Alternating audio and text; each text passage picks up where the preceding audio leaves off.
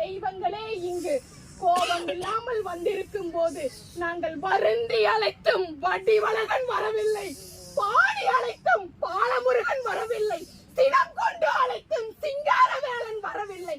ஏனோ இன்னும் மௌனம். வருந்தி அழைப்பது வடிவழகா கேட்கலையோ, வருந்தி அழைப்பது வடிவழகா கேட்கலையோ, பாடி அழைப்பது பாலமுருகா கேட்கலையோ.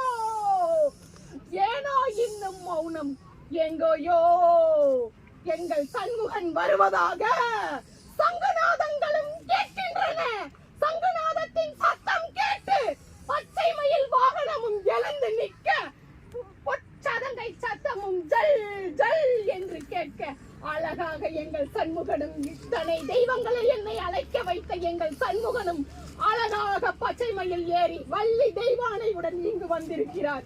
இவ்வாறு சீரும் சிறப்புடன் நடக்கும் கல்யாணத்திற்கு நாங்கள் ஏதாவது குற்றங்குறை இருந்தாலும், அழைக்க ஏதாவது தெய்வங்களை மறந்திருந்தாலும் கோபம் இல்லாமல் இங்கு வருமாறு பணிவுடன்